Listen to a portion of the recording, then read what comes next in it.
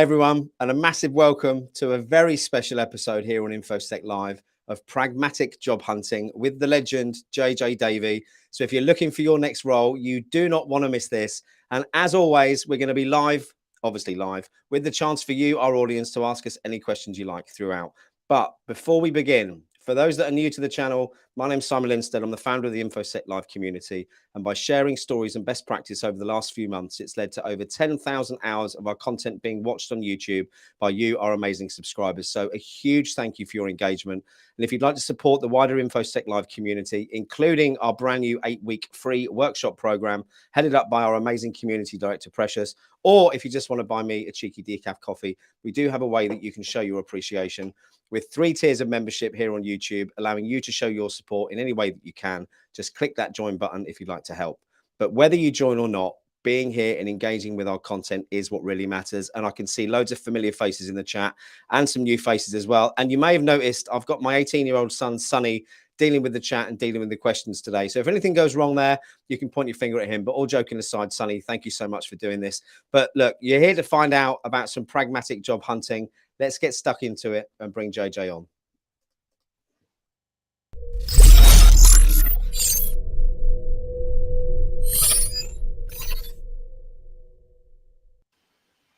Even did you your own stinger. Look, that was great. That was brilliant.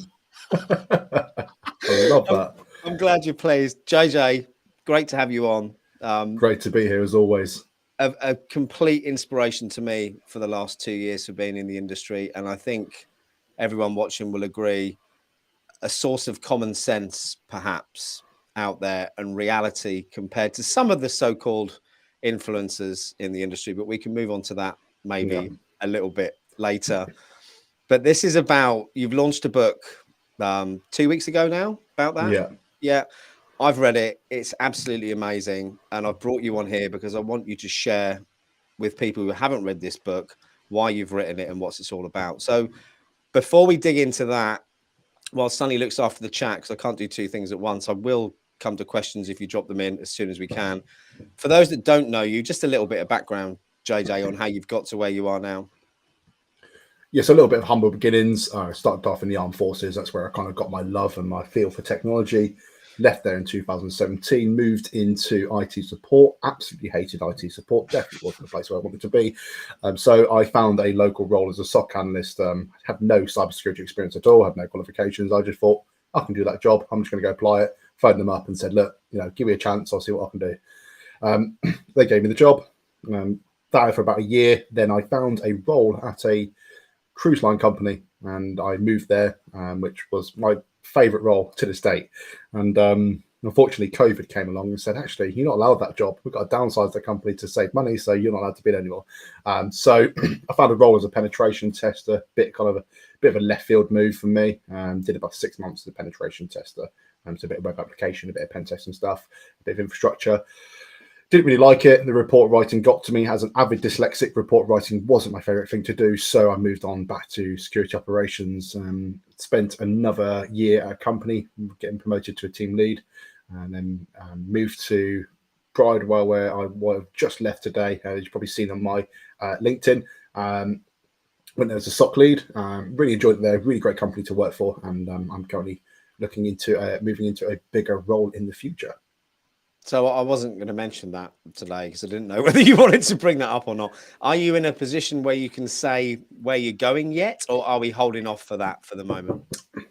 I can't really say, but I'm going to be good friends with Colin and Percy. Love it. if you can't work that out, use Google. You soon will. It's amazing, and it's the role you're going into different to the one that you were in before. Yeah, so it's very different in terms of it's a bit more of a kind of leadership role in terms of the reporting responsibility, and it's a bit more strategic / operational in terms of how I'm going to be delivering that security operations service. So it's still very much in security operations, but now I get to take my research and my passion and apply it to a company in a way that's going to benefit them. Love that. I can't wait for the announcement as well. I'm super excited. So you've been in the industry longer than me. How long have you been in the industry now? A few years, isn't it? I'd say that I've been in the industry within cybersecurity for 5 years, technology 5 years. around 10. Okay. And one of the first things you start talking about in your book, and I will move back to why you've written it, this is kind of tediously linked, but it's how much job hunting has changed over the last few years. Do you want to kick off with that? Yeah, so I was having quite a long discussion, probably around April time, with my parents, and they were telling me about how they used to look for a job, and they said it was really, really easy. And I said, well, it's not. It's not easy today. And back then, it was a case of you could walk into a building, you could talk to somebody, you could put your CV down, and you would have that human connection straight away, and you get that job. Yeah. The problem is now is you can apply for a job at the comfort of your home. So can thousands of other people. So you might have been the fifth person to walk into that building in about 2 or 3 months and apply for that role. But now that company that you originally would walk into is going to put that role online, and thousands of people are going to apply for it in a week. Yeah. Now that creates a bit of a kind of problem. It's a bottleneck of sort. Is this company, they ain't got to look at those thousands of applicants. They're probably not. They probably put that job up there for compliance reasons. You know, they've actually found someone else internally, and it's actually a legal requirement in some companies to advertise roles, but you don't have to select from those candidates. So there's a lot of problems, and it's changed massively. And with remote working and the advent of cloud technology and the ability to work from home, it's made it even more so challenging to find a role. So we have people that are probably applying hundreds and hundreds of times per week for these different roles, and they're becoming exhausted, they're coming burnt out because they're not getting any feedback, they're not getting the result that they want. And I thought there's got to be a better way to do that, and I think I've cracked the code. I think you have as well. And I just want to make a comment on that. From speaking to people at different levels of their career in the industry, you know, from people trying to break in up to the CISOs, up to the leaders, it's the same problem. They're having the same ghosting problems. You know, it isn't just new people who get ghosted all the time with applications. And I think one of the biggest frustrations people come to me with is the fact that the recruiters are so excited about the fact that they're a wonderful candidate and they can't wait to get them in front of the business. So they've kind of built up your expectations and you're all excited, and then absolutely nothing. You have the interview and then you hear, I'll call back. And I think I get there's thousands of people applying for these jobs, but for the invention of the automation a few years back, you're not telling me that you can't at least go back to those people and say, look, thanks ever so much. Even if it's a blanket email, I think people would appreciate the thanks but no thanks more than the complete ghosting. Yeah, there's a lot of problem with technology. I've used a lot of HR systems that have been used to put jobs on these different job boards, and I've seen the other side of it, and they are fundamentally broken. There's one application that I'm not going to name the name of because they'll probably go after me, but you would put the job. So what you do is you have an API integration, and that API integration will then be able to connect to different job boards that have that API integration. But the problem is that these job boards are only going to receive the data the way that they want it, not how the HR system is going to send it. Yeah. So what we see is this problem where they advertise these jobs on the likes of LinkedIn, and it shows up as entry level, even though it's going to be a CISO role, and it shows up as entry level because that's how LinkedIn accepts the data, not how the API sends it. And it also is normally just a one-way thing. You can't then go and edit that job. You have to manually go onto LinkedIn and delete that job. So that job is going to be a stale job for 6 to 8 months until somebody does admin on it. So a lot of these jobs, they're not real. For my aged opinion, because obviously I'm a little bit older than you, and I was one of those people walking around with my printed off CV like your parents, putting it through doors, and it worked, right? And I think for me, I look back, I mean, I'm unemployable. I'm not looking for a job. Thankfully, I'm not in the market for a job. But when I have been in the market for a job, I've never landed a job through sending off CVs to people that I don't know. Yeah, and I think this is definitely one of the biggest issues that's going on at the moment is that when you send off a CV, to me, it's the equivalent of putting a blindfold on and shooting in a general direction, hoping that you're going to hit a target. Yeah. And I actually managed to speak to, when I was doing my research around it, because I wanted to understand the kind of crux of the problem. I spoke to a recruiter, not going to name any names, but they were an internal recruiter for a large company. And they were telling me the kind of statistics of that job hunt. And the statistic was, and it's quite a damning statistic, they said on average, if 200 people applied for that particular role, only about 5 of them are actually going to be seen in terms of their CV or their resume. Only 5 of them are going to be seen. So it works out to be 200 people, so 100% becomes 2.5%, and 0.5% of them get hired. So that to me is a damning statistic in terms of wanting to get hired. And they showed me the kind of the data behind it, and I thought, people need to know about this. You know, this technology is failing a lot of people.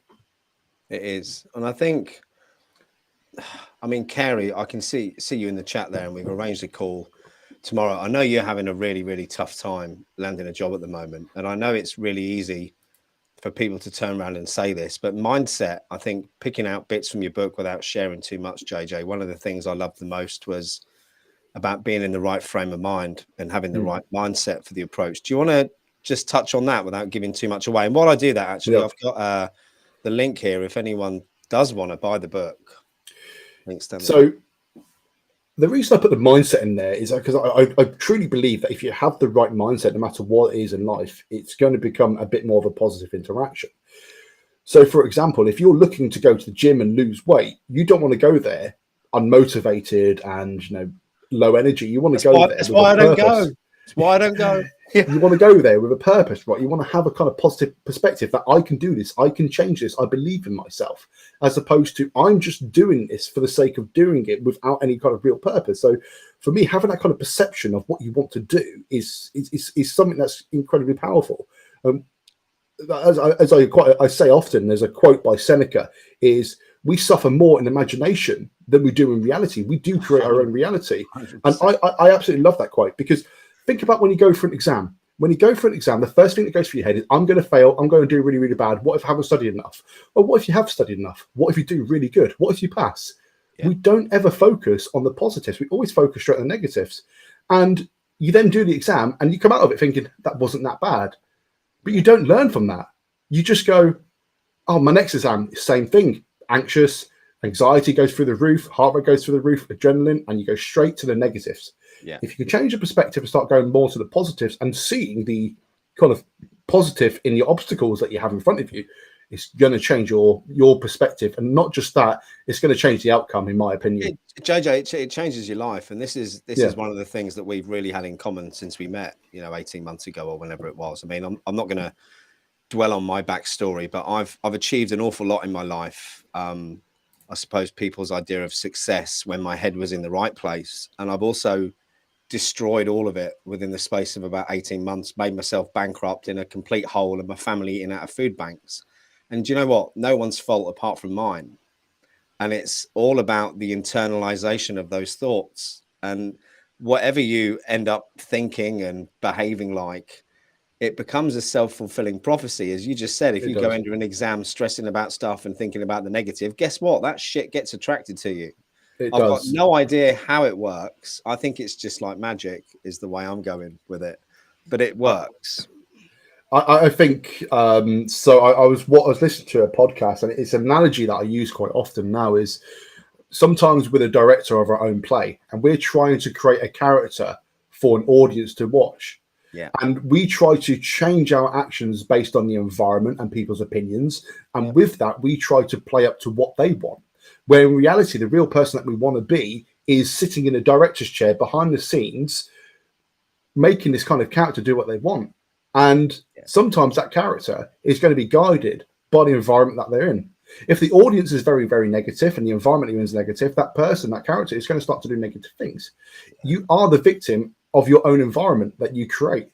And I've been reading a lot of Stoicism and a lot of psychology as well, is if you create a negative environment, you create it yourself, you're always going to be that negative person because you don't know anything different. And guess what? Guess what, right? Let me find the big book I've got. No one wants to be around you when you're like that either. And it comes off you in waves, right? The negativity does come off you in waves. And it is, I'd love to see, people saying it's easy for you to say, but I've been there, right? Where I've been close to suicide and being in a really, really bad place before, but you can get out of it. But it takes, and I think Nick Percal said it here, it takes consistency and it takes focus. And it's the same as any habit, whether it's smoking or whatever it might be. You can break habits and you can also form habits, right? And that's what a lot of this is about, is making those small changes every day to change that. And it doesn't happen overnight. There isn't a magic wand for that, is there?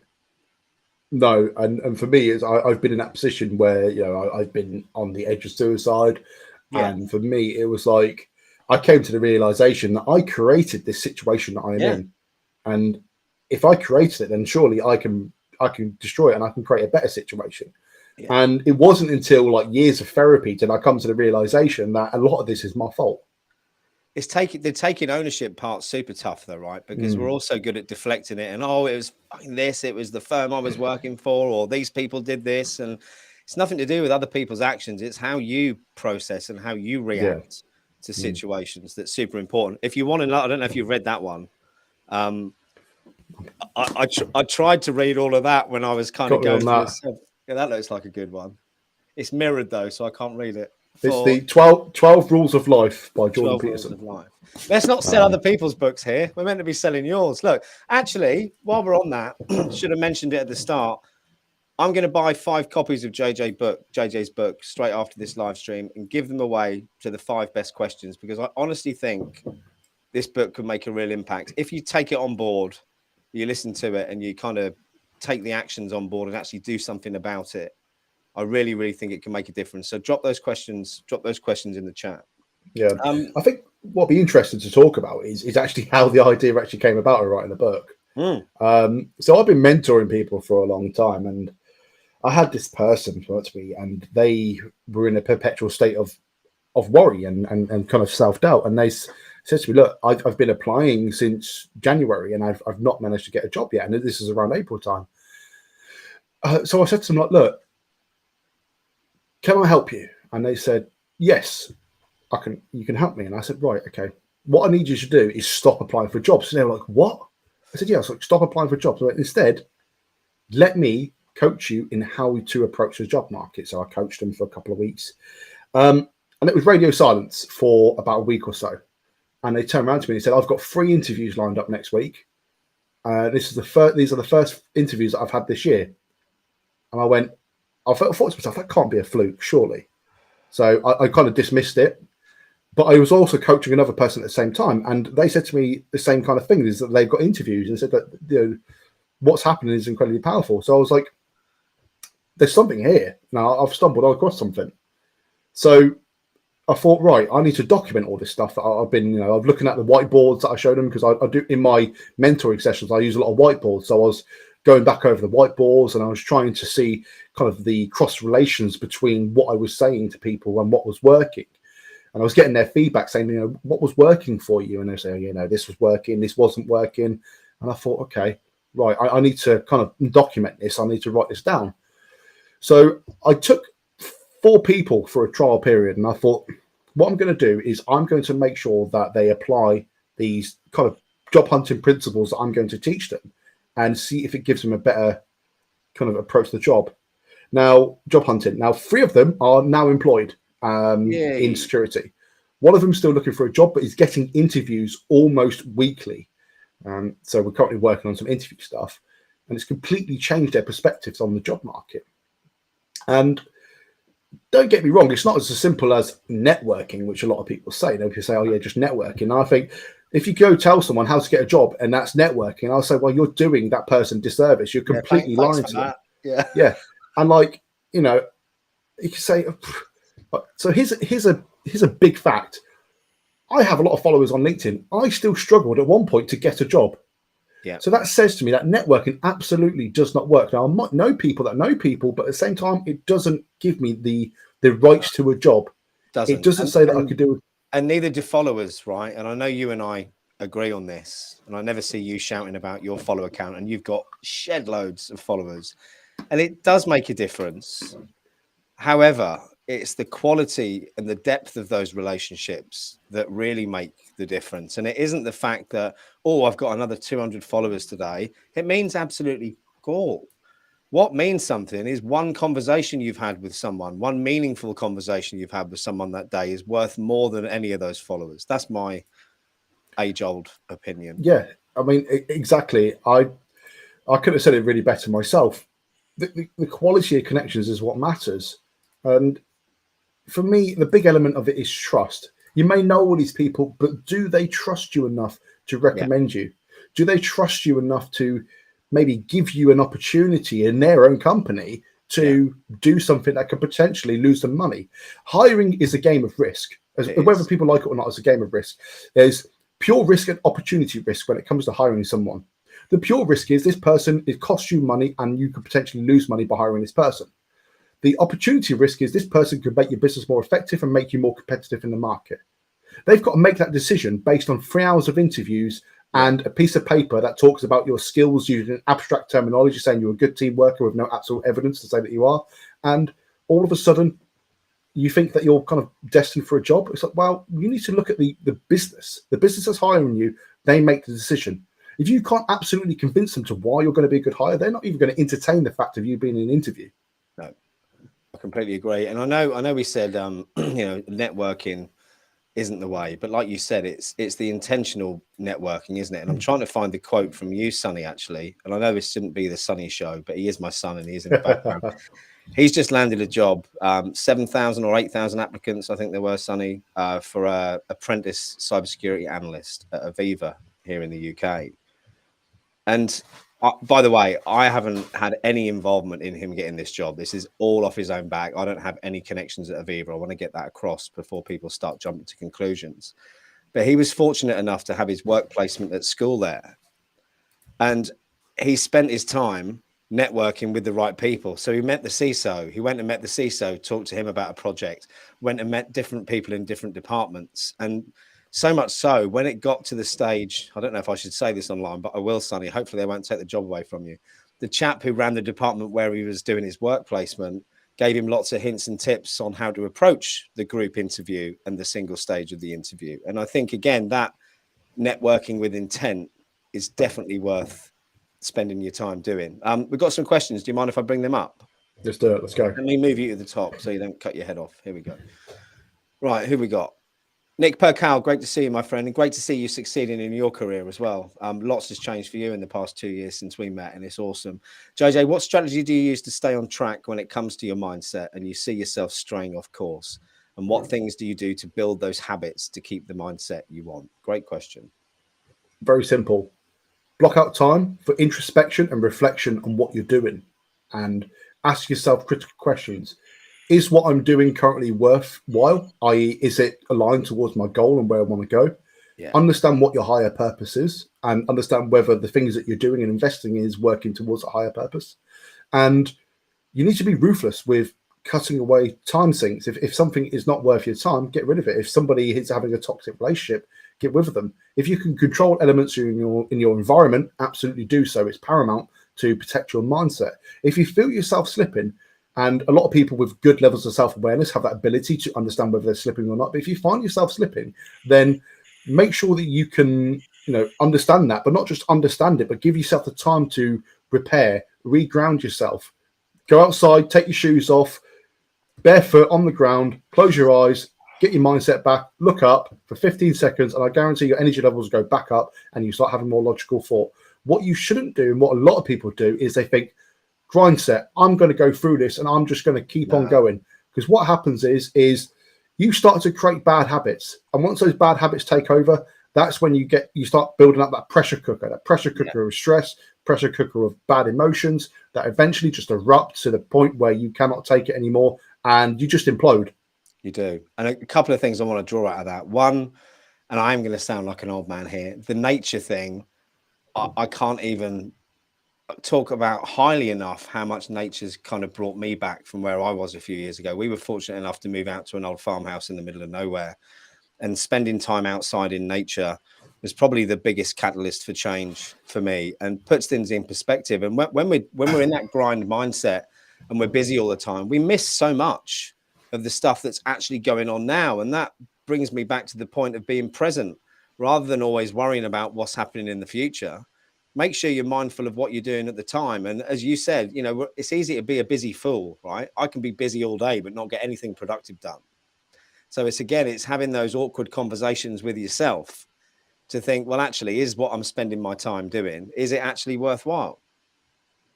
Yeah, it's one of those things, you can always be working on someone else, but when you're going to take time to work on yourself. Exactly that. Yeah, exactly. I mean, for me, it was a forced period of recovering from being an alcoholic in a complete mess and having to sort myself out. I think, again, it's the people you surround yourself with. My late nan had a great saying, lay down with dogs and you get fleas. Well, it works the opposite way as well. If you surround yourself with the right people, you helps you get the right mindset, I think. Joe, Yeah. you've asked a good question here. Without giving too much away from your book, JJ, do you think people often have the same obstacles when it comes to changing careers? Yeah, absolutely. I think there is a lot of synergy in terms of people's obstacles when it comes to that kind of relationship between trying to find that job, trying to perfect your CV, trying to get yourself noticed, trying to build it with your skills.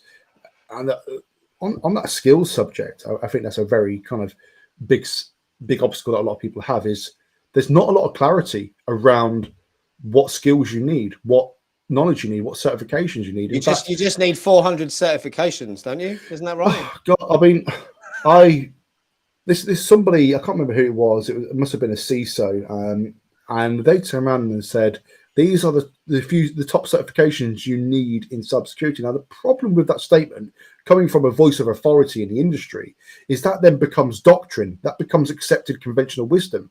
Once it's acceptable conventional wisdom, that's when it becomes like almost a poison, because people start to believe it. Now, there is actually a single source of truth that I'm not going to give away, because that's one of my key selling points, is I'm not going to give it away what the single source of truth is, but it's absolutely not on LinkedIn. There is not a single person on LinkedIn that you should listen to when it comes to certifications, because none of them are correct. And I would say none of the people who are talking about it are actually hiring for jobs either. Can I just mention that? Not even a single person. I mean, loosely, not even recruiters are going to be absolutely correct. There is a single source of truth, and if you can find it, it makes your life a lot easier. I think with the certification thing, so I've always been inherently terrible at passing exams, and working in financial services, I was always the one who sat the exam 3 times before I passed. However, I did pick up and understand, and I was able to apply that knowledge to my job. However, other people I work with could pass exams first time. They passed the exam, but they had no idea of the context of the information that they were consuming. And I think for me, a big danger of getting kind of blinkered down the certification pathway is that you don't spend enough time working out how you apply that knowledge to what it is you actually want to do. You're drinking whiskey, aren't you? This is actually moonshine. Is it? Yeah. We went to got some moonshine at O'Donnell's Moonshine. It's a hazelnut one. It's very good. Is it nice? Well, if I ever have a drink again, I'll be sure to try it. Itza, I've got a question from you next here. Cybersecurity is so large, you can easily get lost and overwhelmed with all the avenues, especially when trying to break in. What tools can you use to stay on track or figure out your path? So I'm not going to give too much away, but the last part of that is figure out your path. That's on you. You need to do research. You need to understand what's available to you. And the first part is, again, not listening to LinkedIn. I'm sorry, but LinkedIn isn't the great source of career advice. It's never going to be a good source of career advice. And unfortunately, actually, a lot of the advice on LinkedIn is incredibly damaging to your future prospects. I'm going to say that because it is. Now, what you should do, and I'm not going to give too much away, is look at qualified sources of information. And by qualified sources of information, I mean talk to people that are actually tapping into talent in the industry. And that's not the case of CISOs, because believe it or not, a lot of CISOs aren't actually involved with hiring. Most of the time, they have talent acquisition teams or recruitment teams or third-party recruiters on preferred supplier lists that will go ahead and do that for you, do the recruiting for them. So they have very little say in terms of what's actually going to be hired for. Now, arbitrary requirements such as certification, that comes from a particular source. Now, on the topic of certifications, because I mentioned there's a needing certification element is subjective, is certifications are incredibly subjective. However, I will say this, businesses are taking upon a risk to hire people. So what they're going to do is they're going to use certifications as a kind of means and methods to validate somebody's perceived knowledge and skills without having the over expensive ways of assessing people's skills. So they may not have the ability to assess your skills using practical measures because they may not have that much amount of money. So what they're going to do is they're going to look for industry certifications to say, actually, there's a high degree of probability that person possesses that skill or possesses the knowledge that's being tested in that certification. Now, that's not to say that they actually do possess that knowledge and skill. I mean, I know a lot of people with CIS, but nothing about security. I know a lot of people that have about 30 security certifications wouldn't even know what security was if it slapped them in the face. And the problem is that certifications, the reliance on certifications creates a kind of perpetual two-sided problem. It starts to become a game of selling, and then it starts to become a game of trying to pass them as quickly as possible. When, to your point that you made earlier, certifications are very much a test of acquired knowledge, not a test of remembered knowledge. Yeah. Now, too many people are looking to remember, to pass quickly, to get into the industry. So it becomes a game of speed running certifications to get yourself hired. Now, I only get certifications that I absolutely need to stand out. Like I absolutely need, i.e., every single job that I'm going for is asking for the same certification. I absolutely need to do that. So Sonny has asked a good question. I think the answer is no one, Sonny. What people should you listen to on LinkedIn? If they're not in a position of hiring, don't listen to them. Yeah. I completely agree. From when it comes to jobs, I completely agree. I mean, Sonny, there's so many amazing leaders on LinkedIn who will happily give you career guidance and advice. But like JJ says, you've got to make sure that they've walked the walk before they talk the talk, I think is one of my biggest points that I said. mean, not your dad, he says, Justin. Yeah, absolutely. I even tell people, he's never listened to me. That's why he's so successful at 18, isn't it? I even tell people, don't listen to me when it comes to absolute career advice, because that advice is going to be very subjective to that point in time, to the point where new technology will come out, industry's going to change, stuff's going to change, it might be in a different location, and you need to make sure that you assess what I'm saying and challenge it, because I guarantee you that the stuff that I'm saying is probably not going to work for you in that point of time, especially when it's taken from a very small kind of substrata of information that I give you. That's why the book is like 50 pages, because I'm going into absolute as much detail as possible to give you why these are pragmatic job hunting tips. I'm trying to explain them in greater length of detail to why they're pragmatic tips. And now the book isn't a case of you must do this, this, and this. It's a case of, well, you must do this, and this is the reason why you should do this, but instead think about it like this way. So what I'm trying to do is give you something, get you to think about it, and get you to mold it into your own kind of approach. You've hit the nail on the head there, and the reason I'm saying that, I've brought up Justin's comments. Justin's an amazing leader. I don't know if you spoke to him before, but you really should connect if you haven't. He said this the other day, and if I've got this wrong, Justin, you can pull me up in the chat. A pathway is just someone else's opinion. Yeah, it is exactly. Like someone said to me, "What's the top 5 certifications that you need to be in a SOC analyst?" So I went, none. Yeah. I said, why? Because certifications don't tell me that you can do the job at all in any way, shape, or form. I mean, you could do projects all day long, but there's nothing to tell me that you can do the job. No. I mean, the certification may catch my eye, may want me to give you an interview, but in the same vein, it doesn't tell me that you can do the job. It doesn't give me a kind of a high level degree of confidence and a probability that you can perform the roles and responsibilities to a high level of effectiveness. It doesn't give me that. It doesn't. I love Jason's comment. I'll just bring that up, Jason. It's like a relationship coach who isn't in a relationship. Find those people who give you information that gets you to think about things in a different way. And I think, like Justin said, get lots of people's opinions, but forge your own bloody path.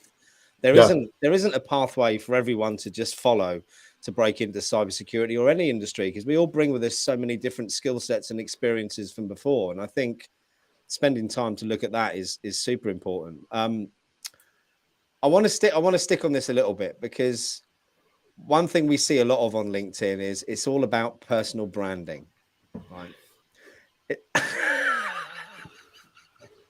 I thought you might do that face. Look, personal branding is important. Yeah. Is important because, as JJ said at the start of this, it's about building up trust with people, right? Yeah. But a flashy picture doesn't really do that justice. JJ, give us your thoughts. Come on, before I put my foot in it and never get any sponsors for this show ever again. So I had a really good conversation with a marketer who focused on micro businesses and sole traders. And we were talking about the failure of personal branding. It was a really good discussion, really, really in depth. And they said that 99% of people that talk about personal branding have no idea what personal branding is.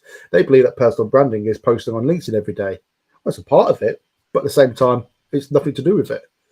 Personal branding to me is a case of what's our mission? What's the message we want to get across? How do we want to be seen? What impression do we want to leave? Once we establish that, then there's a lot more things that we can start to do with personal branding. But personal branding is nothing to do with posting on LinkedIn. It's nothing to do with how high quality your selfie is. It's nothing to do with how flashy your banner is. Because if your banner in your selfie and your profile isn't given the right message, then your personal brand is worth absolutely nothing. Yeah.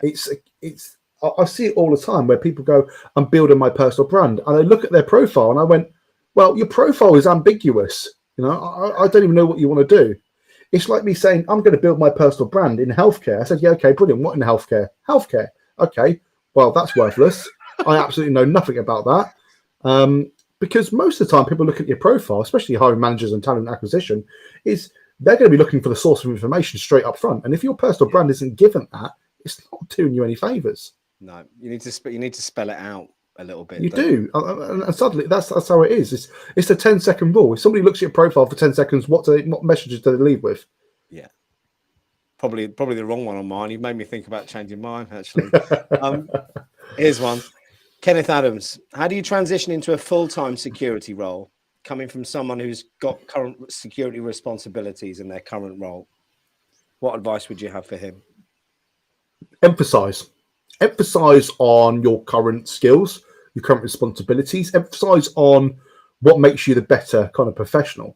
I see it far too many times where people have experience, even from non-related security roles and even non-security roles, such as working in McDonald's, where there's a lot of kind of professional skills that are actually absolutely needed. We're in an industry at the moment that's full of introverts. And if you're an extrovert in an introverted industry, you're promotable as hell. Yeah. It doesn't matter. You can gain the knowledge. You can go on YouTube and gain the knowledge. You can go and get the books and gain the knowledge. But if you have the ability to confidently articulate your knowledge and demonstrate it and portray it on a good resume or CV and portray it on your personal brand, then you're able to get across that message effectively. If you're good at working in a team, if you're good at working in a high-stress environment, and you absolutely have proof to suggest that based on your other experience, then you don't need to have this stupid list of skills saying, I'm a team worker, I work well in high-pressure environments. No, it's in your job responsibilities. You've worked in those environments.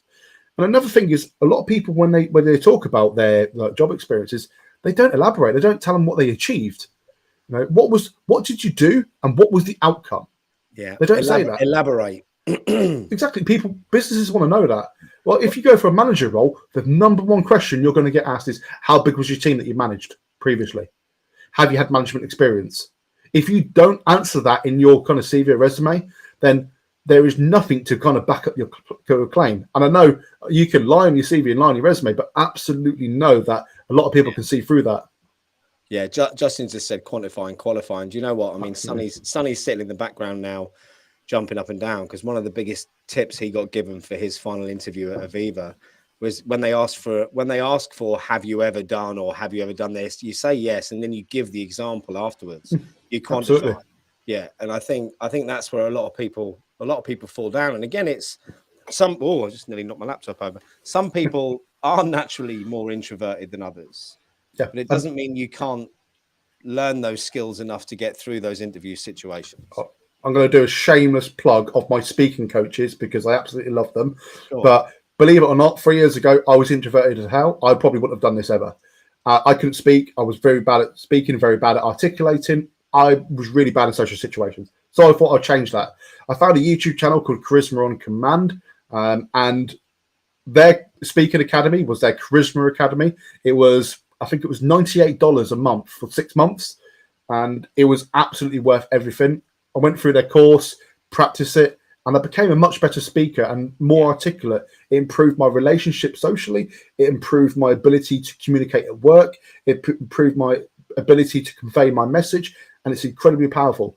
When you go into an interview and you can absolutely control every frame of that conversation and you have a presence, then instantly you're on a winner. If you come across confident, you come across with that charisma, you come across assertive, not arrogant, but assertive, then you're going to leave a very good impression. But back to what you said earlier, you've got to be able to back up what you say, right? And they'll give you another one of my late grandma's sayings: "Don't be all fur coat and no knickers." Absolutely, it's you wouldn't believe the amount of times that I've interviewed somebody and they've had a claim on their CV and I asked them about it and they didn't even know what they said. Yeah, schoolboy error, that one.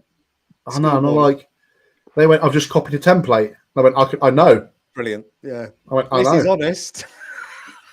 I know. Well, that's a tick in the box for honesty. But a big cross in the box for everything else. So, moving on to the next one here. Unless you're going to Ibiza, that's a good point, Justin. Wouldn't mind a little trip to Ibiza, actually. So, for those of you that don't know, we're running a 8-week workshop in InfoSec Live at the moment. Precious Ezimoa, our community director, has set all this up with some volunteers in the community. Justin is one of those volunteers. So's Itza, who you can see in the crowd here. And out of 500 applicants, we've taken 30 people.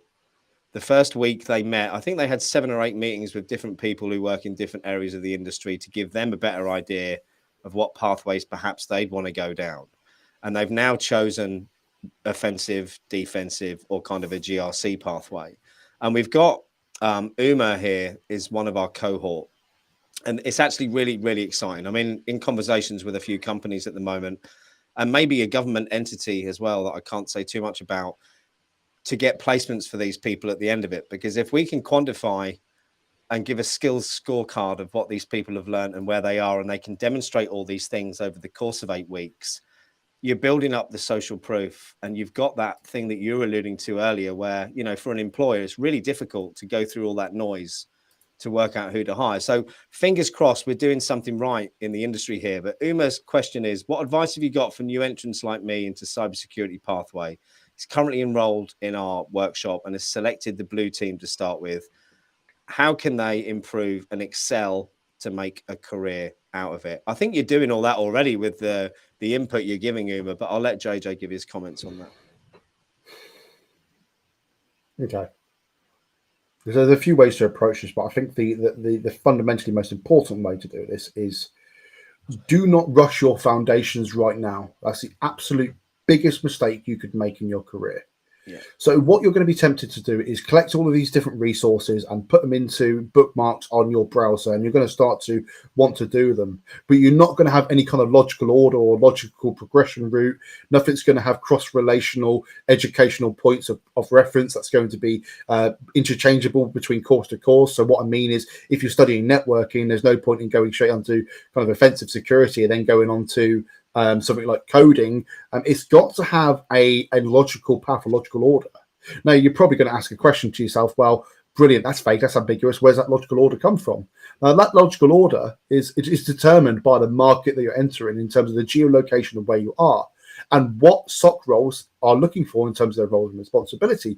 Once you can look at that, you can think to yourself, well, what skills do I need to be able to deliver on these roles and responsibilities to a high degree of probability that I'm going to be effective in those roles? Once you know that, you can build a study plan that's based on where you want to go. Once you can do that, you can think to yourself, well, these resources aren't really useful. In fact, I've actually cancelled a lot of my subscriptions. I think you've already answered the second part of his question, because as you've been saying this, I don't know if you've noticed the other comment come out, but he's talking about that plethora of different opinions and pathways available on LinkedIn, which makes you phase out. And I think this is exactly your point, isn't it? Yeah. I mean, I cancelled, I had Try Hack Me, I had Hack the Box, I cancelled all of them. I even got to the point where I had lots of courses and I just gave them away to people. I gave them my login to this thing that I never use anymore and say, look, you have it. You have more of a reason to have it. Now, here's my password, here's my email. You go and use that because I do not need it anymore. Yeah. So they're now using that because they're going to find much more value in it than I'm actually going to find in it at all. And I use other platforms that I use for a particular purpose. So there has to be a purpose to what I'm doing. Now, a lot of people, what they do is they say, I want to be a SOC analyst. So what I'm going to do is I'm going to do some lackluster, SOC analyst course or some little SOC challenges where I've got to start finding flags and putting them into boxes. Now, for me, that doesn't give me a kind of deep conceptual or constructual knowledge to why I'm doing something. I need to know the underlying things, because if somebody's going to kind of ask me a question, I need to be able to advise to an absolute nth degree that I'm giving them good advice. Yeah. Now, a lot of people, they talk to me is, I want to learn about industry best practices so I can tell companies about what to do.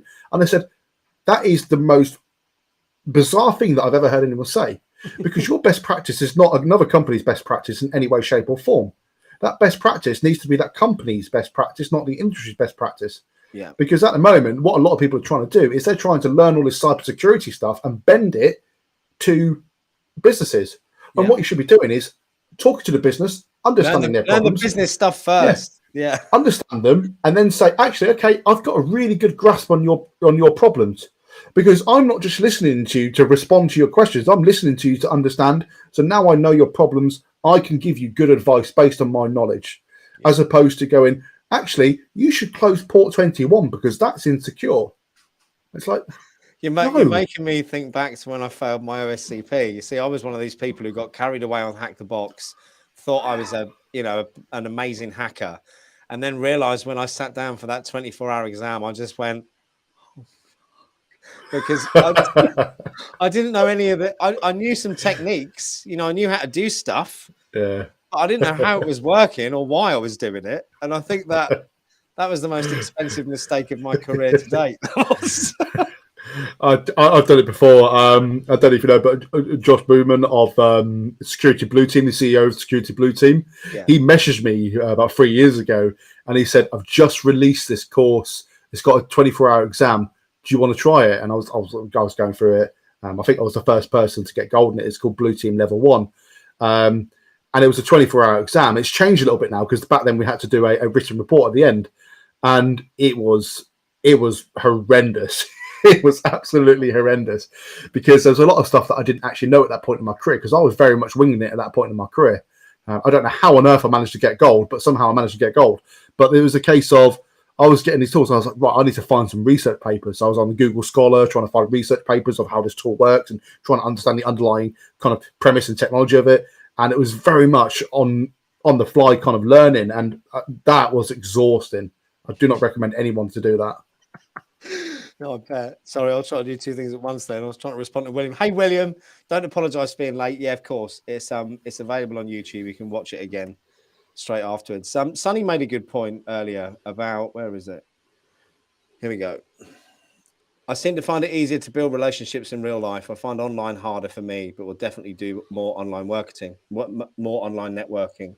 When I first started in sales or telesales about 26 years ago, I think, when I did that, they told you that you lose 70% of your communication ability over the phone because you're missing the nuances of this. And I think whilst online's great, and I've built up some amazing friendships and relationships online, solidifying them in person does make a difference. Do you agree?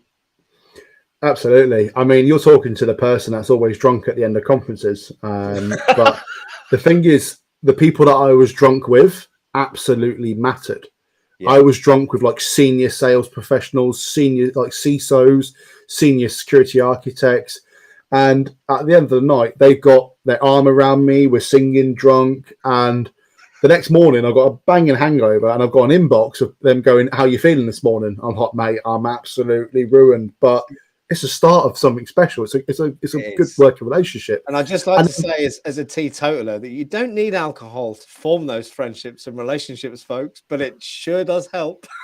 It does help, and I'm going to be absolutely kind of honest with people. Is I don't normally drink often, but sometimes when it comes to a conference, I'll have like a little tipple there just to kind of get that confidence out. It's a confidence boost. It is a confidence booster. Yeah, there's no two ways. Unless you're an alcoholic, and then it isn't. It's a completely different story. Yeah, we won't talk about that too much. You've got a couple of minutes, folks. We've got quite a few questions to go through for the winner, the five winners of the book. So if you've got another question, let's drop it in, and we can get those answered, and hopefully maybe win you a copy of the book as well. Just want to bring up Joe's comment, actually. Joe's new to the industry. I think you're based in Wales, aren't you, Joe? Took a trip across to England for a conference, I think, last weekend. said he sat down with some great cybersecurity professionals. They opened up and admitting the hiring process needs to change and how difficult it is to see the candidate's potential. I mean, we're all trying to do a little bit to change that. But JJ, your opinion on how the industry can change. So we've talked a lot here about the job seekers approach. What about throwing it back the other way and looking at the numbers game approach, I suppose we call it? So there's a pipe dream side of me that said, well, absolutely, we need to talk to people more. But unfortunately, businesses haven't got that time. They haven't got the resources. So that creates a bit of a problem because, in essence, the businesses can't really change their hiring practices for the sake of one industry. When they're hiring from finance, they're hiring for HR, they're hiring for marketing, they're hiring for sales. They're hiring from about 5 or 6 different industries to fill their business. So they're not going to change their ways to match the industry as such, because there's no requirement for them to bend their will to cybersecurity. Now, we're not all high and mighty that they need to bend their will to us. So while they're not going to want to change their hiring practices because what's working for them is working for them, they don't see us perpetually screaming into an echo chamber to say this isn't working. But I think if something's not working, then we shouldn't try to change. And this goes back to a Stoic principle: is we can't change the opinions and perspectives and actions of other people. We can only change what we have control of. We can only control our thoughts and actions. Yeah. And I think once you do that, it's incredibly more powerful. But at the same time, we can tell businesses that they need to change all the time. But I've never, ever once seen one person say, this is how we do it. I've never seen that. And the thing is, we always cry about what we need to do to change, but we never say how we do it. We need to be more connected to humans, but how? How does a business that is hiring for a role that's getting thousands of applicants whittle that down to just 5 conversations with people? Because I guarantee you, statistically, those 5 conversations with those people might not be able to fill that particular role. And look at it from a resource perspective. If that recruiter is then going out their way to have a 30-minute conversation with those 5 people, that's a lot of hours wasted in the week. Okay. Now, times that by about 20 to 30 different roles that they need to hire for in a company, that is a lot of money. Imagine that recruiter is getting paid about 70, 80,000 in that year based on commission, and they are now having those conversations. That's very tiring to have those conversations as well. If half your day is spent just talking to candidates. So it's got to make sure that while those companies do have the requirement to use automation, we shouldn't hold it against them. We shouldn't say you need to change. We shouldn't say that. We should say, actually, okay, I respect that you're not going to change. I'm going to change my tactics. Yeah, I completely agree. One last question. Estella, you just got it in there in time. Look at that. I was thinking to wrap things up. Sonny, add this last one, please, to the pinned messages. JJ, can you, from being in the back room here, can you scan through those pinned messages, or you're not able to do that on the right-hand side? I'm not too sure. You're not too sure. Okay. I'll deal with that in a moment then. Estella. Oh, we got another question from Jason. You got another 5 minutes, JJ? You all right for a bit? Yeah, definitely. Okay, Estella. JJ, would you be willing to start a coaching workshop? Oh, good one, Estella. Love it. For ISL, considering many of us are currently unemployed. And I know, a pleading question as well. I'm sure we can come to some arrangement, JJ, can't we? I'll scratch your back if you scratch mine. Yeah, why not? Good man. Such a good Why man. not? Yeah. Okay, yeah. I'll put it down. I'll do a hour-and-a-half session of how to fix your job hunting in 90 minutes. Love it. Look at that, Estella. If you don't ask, you don't get. See, this is what I love about the community. And it wasn't even set up either. Jason, you're one next. Here we go. You haven't asked for the same thing, have you? No. Coming from being a massage therapist. Oh, we need to talk, Jason. My shoulders are screwed. This is another conversation. A massage therapist of 20 years. I have a plethora of soft skills. What do you see in the industry as being of more benefit to an applicant, more hard skills, or an equal mix of skills? I think that's invaluable, the skills you got there, Jason, from my point of view. But yeah, that's a hard question. I think it's relative and subjective to the role that you're going into. If your role requires more speaking and engaging and the ability to listen to people, then that absolutely you need that more soft skills. But in the same vein, on the opposite end of the scale, if your role is more tactical, more hands-on, and it leads less interaction, then your harder skills and your more technical skills are going to be more favoured in relation to that particular role. So it's very subjective to where you're going. But I would say, no matter where you are, work on your soft skills, work on the way you present yourself, work on your presence, work on your charisma, work on your confidence, work on stuff. I mean, even just simple stuff. Like when you go sit down in the room, a lot of people hunch over like that. Spread yourself out, make yourself a little bit wider. That instant widening of your posture creates a bit more of a presence. Look at people in the eye when you talk to them. Talk to them with a bit more assertiveness. Small, minute changes to the way you act can just exude more confidence. If my biggest tip for you today would be anything, it would be go on Charisma on Command, watch some of their videos, and reflect that. Let's see if I can find it. It's called Charisma on Command. Cool. Absolutely fantastic. It's undervalued in terms of I mean, that $98 or whatever it was a month was ultimately the best money I've ever spent. Okay, I'm going to drop the YouTube link in the chat now. I'm going to check that out later as well. I think it's fantastic. Yeah, learning those skills is invaluable. I mean, I've been in sales for like over 30 years, so the soft skills part is the only thing I'm good at. Sonny, however, I'll big you up here, Sonny. Sonny's very technical and he's got very good soft skills, so it is possible, without a doubt, to have both. Absolutely, it's just practice. I don't think you can see these. So I've got, how many questions have we got? 1, 2, 3, 4, 5, 6, 7, 8, 9, 10. Ooh, quite a few. Okay, how many people have we got? 1, 2, 3. Joe, you said you've already got a copy of JJ's book, bought it on the second day as well. Very impressed by that. So in that case, then, I'm going to buy everyone else who's asked a question a copy of that book. So Nick Percal, drop me a message. Kenneth Adams, drop me a message on LinkedIn or the InfoSec Live community. Jason Rojas, the shoulder rub. That's what I'm looking forward to there, Jason. Do your swap for the book. And Uma Sagir, going to get you a copy of that as well.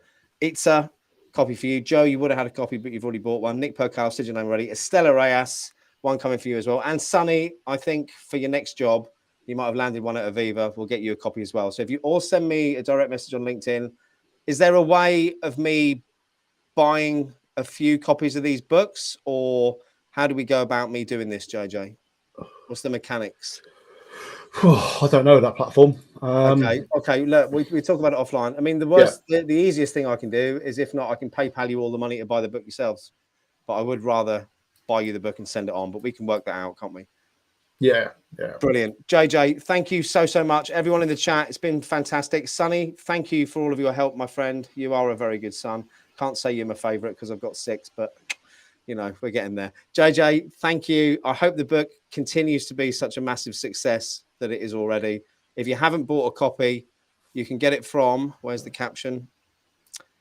Topmate.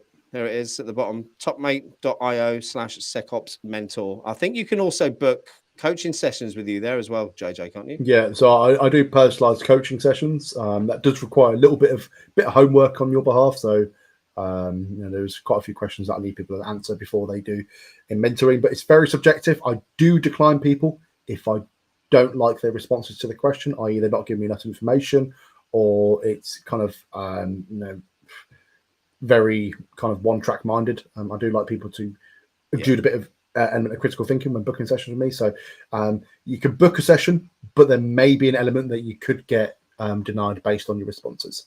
Okay, and from my point of view, after spending lots of time chatting with JJ and seeing the feedback from other people that he's helped break into the industry and get jobs, I highly recommend that you take advantage of that. And unlike some other people out there in the community on LinkedIn, they're pretty reasonably priced for what you're getting as well. Just wanted to get that in there. But look, I've charged myself. I said to myself that I looked at a few prices and I thought, I'm doing half of that because I need to help people. But at the same time, I do need to buy my moonshine.